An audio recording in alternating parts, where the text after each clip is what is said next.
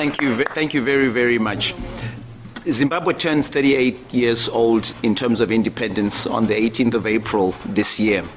For 38 years, Zimbabwean citizens have not had the chance to speak out, to voice their concerns, and to build their nation the way that they think that it must be built. And it was all because of one man, Robert Mugabe, who felt that he had the privilege and the right to decide what kind of health we should all have, what kind of achievement or what kind of dreams that we should live for our lives. In 2008, our nation began to experience one of the worst economic meltdowns that is recorded, rising up to well over 12,000%. We lost everything that we had and ended up with a $1 trillion note.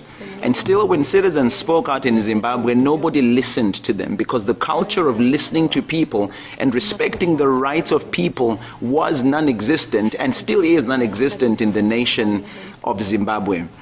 As we have progressed over the years, many people like myself who grew up in Zimbabwe and did not have the chance to live out our dreams became frustrated.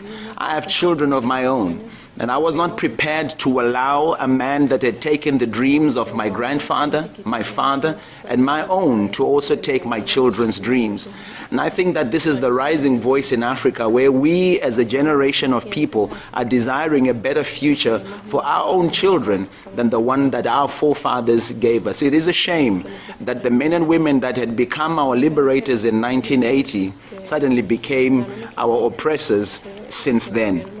In 2016, I stood up and began to speak, not because I was elected or because I had a position of some sort, but because I felt that if I did not say anything as a citizen, then I did not deserve to be called a Zimbabwean. As embarrassing as it had become to come from a nation like Zimbabwe because of what it had been through, it still remains my country. I, as a citizen of that country, remain the legitimate voice that can speak up about the struggles, the injustice that we face in that country. Many people have asked us, why do you still do it? It's because we have hope. And hope is the only thing that you have left when you have lost everything. On November 18, almost 1 million citizens in our nation came out to ask Robert Mugabe to resign. The military had stood up first, but we had begun the journey long before they ever did.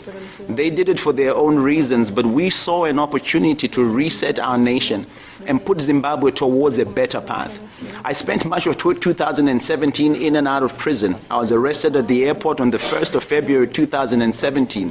After coming back when I had gone to leave my family in safety, I was put in a maximum security prison, and even though I got out on bail, my passport was taken away from me, and I haven't seen my family in well over a year now. I'm thankful that my cases have been dropped, but the fight for a Zimbabwe, a better Zimbabwe, continues. This is what drives us. If we cannot cause the politician to change, then we must inspire the citizen to be bold. The message that our new president has come out with is that Zimbabwe is open for business. But the question that every Zimbabwean is asking for is Zimbabwe open for freedom? More than anything else, what we need in Zimbabwe is not just an economic breakthrough, but a breakthrough on democracy and the rule of law. Because it is my personal belief as an ordinary citizen that if I do not have the gift of freedom, if I do not have the opportunity to be who I want to be, to express myself, the rights that are enshrined in my constitution, then economic freedom is just but a fallacy. And so today, as I am here with you, I bring to you the hope of a nation, Zimbabwe, that is now trying to blossom and become the jewel that she actually is. Many are still incarcerated, many are still missing, and we're fortunate, in a sense, that the same people that caused people to disappear, the abductions, the murders that took place in the early 1980s, are in government today. And it is our hope that our citizenry will continue to grow, to hold them to account, so that Zimbabwe heals, and that as a nation, she becomes exactly who she's supposed to become. I close by paying tribute today to the late Morgan Tsvangirai. Morgan Tsvangirai is a man who passed away a few days ago, but he led one of the most powerful democratic movements in Zimbabwe. And his legacy was that Zimbabwe could be a prosperous nation. I believe I'm part of the fruition of that dream that Morgan Tsvangirai had. May his soul rest in peace. And thank you once again for having Zimbabwe here today. God bless you.